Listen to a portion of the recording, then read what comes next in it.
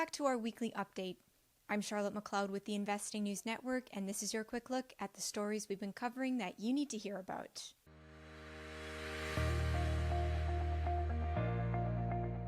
It was another positive week for gold, which broke through the $1,900 per ounce mark for the first time since January.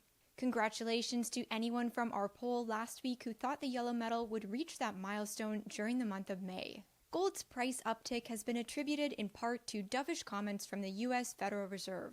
It's also benefiting from continued inflation concerns, although Richard Clarida, who's vice chair at the central bank, said recently that any outbreak could be curbed without throwing America's recovery off track. Gold has fallen back below 1,900 since its midweek move and was sitting at about 1,896 at the time of this recording. What's next for gold? Our latest prediction comes from Byron King, who writes the Whiskey Gunpowder newsletter.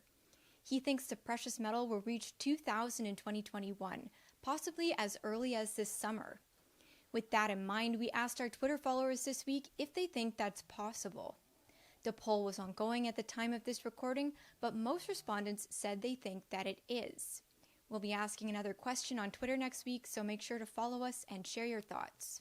Leaving precious metals behind, I also recently had the chance to talk about copper with Adam Rosenzweig of Gehring & Rosenzweig. The only area where we've actually started to see fairly sizable investor interest in actual buying has been in the copper space. And so, the last time we were speaking together, copper was $3, and today it's making an all-time, just shy of its all-time highs, but at $4.60. The copper stocks are up 60, 70, 100% in some cases.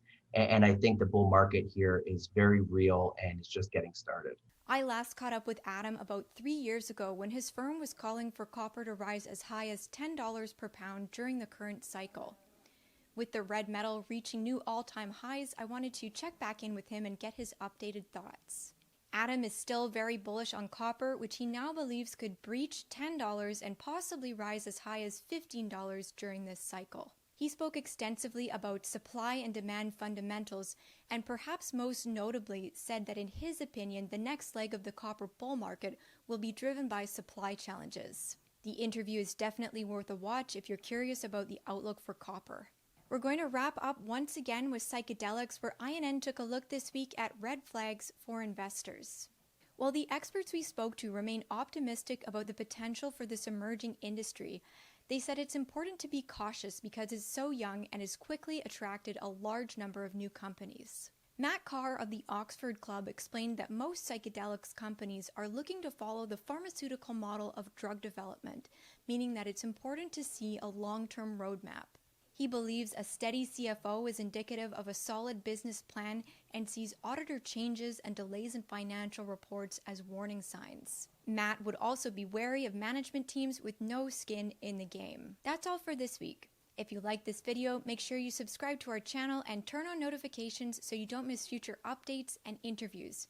You can also follow us on social media or click below for our free report or any article mentioned in this video. See you next time.